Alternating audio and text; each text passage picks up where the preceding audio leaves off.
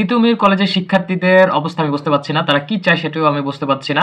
আমি স্পষ্ট হতে চাই, তারা কিভাবে আন্দোলন করছে, আন্দোলনের যেই কাঠামো সেটি কি?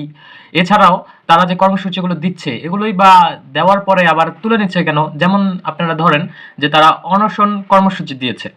এখন অনশন কর্মসূচি যে দিয়েছে সেই কর্মসূচি প্রত্যাহার কেন করলো?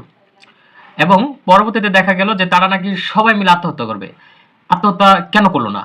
মানে উইদাউট এনি রিজন তারা তাদের কর্মসূচিগুলো আবার উঠিয়ে নেয়। একবার দেয়, একবার উঠিয়ে নেয়। কেন? তাছাড়াও দেখা যাচ্ছে যে তারা যে রোড ব্লক করছে, আমার খুবই কষ্ট লেগেছে। আমি মর্মাহত। কারণ হচ্ছে রোড ব্লক করার কারণে একটি অ্যাম্বুলেন্স যেতে পারেনি। সেই অ্যাম্বুলেন্সটাকে তারা ব্লক করেছে। তারপরে বাধ্য হয়ে সেই অ্যাম্বুলেন্সের যেই মুমূর্ষু রোগীটি রয়েছে তাকে নামানো হয়েছে। নামানোর পরে তাকে ওই বেড ঠেলে ঠেলে নিয়ে যেতে হয়েছে। চিন্তা করে দেখুন কতটা ইনসেন্সিবল।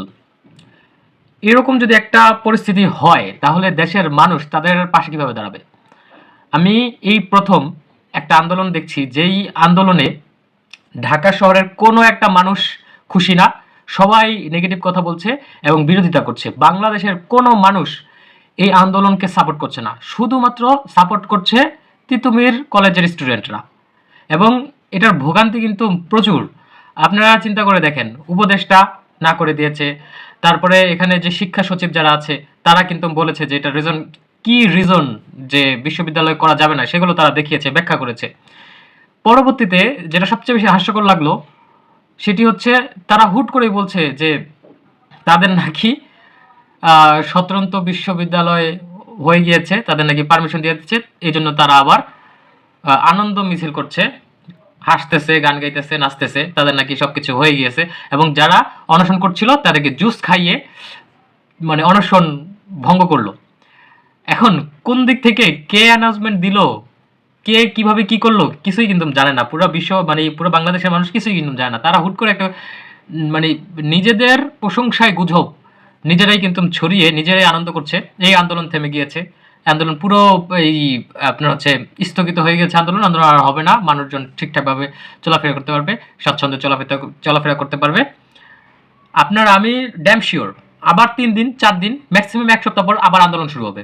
মানে তাদের কিন্তু এটাই হয়ে আসছে, আন্দোলন করে 4-5 দিন, আবার 4-5 দিন বন্ধ রাখে, আবার 4-5 দিন পরে আবার শুরু করে। মানে তারা হচ্ছে আন্দোলন করে ব্রেক নেয়, আবার আন্দোলন করে ব্রেক নেয়।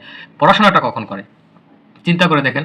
আপনাদের একটা বিষয় আমি বলি, আপনাদের এই যে 7 কলেজের ভিতরে সবচেয়ে খারাপ রেজাল্ট কিন্তু তিতুমির কলেজের শিক্ষার্থীদের হয়ে থাকে। এখন তাদের যে পড়ার মান, এই পড়ার মানে কিন্তু তারা মানে স্টুডেন্টরা কেন যে শুধুমাত্র তিতুমির স্টুডেন্টরা প্রতিবার কেন খারাপ রেজাল্ট করবে? এটা তো একটা প্রশ্ন আসতে পারে। তিতুমিরে তো অন্য অন্য কলেজের থেকে সবচেয়ে ভালো ভালো দেওয়া হয়, কি বলে টিচার্স নিয়োগ দেওয়া হয়, তাহলে স্টুডেন্টরা খারাপ রেজাল্ট কেন করে?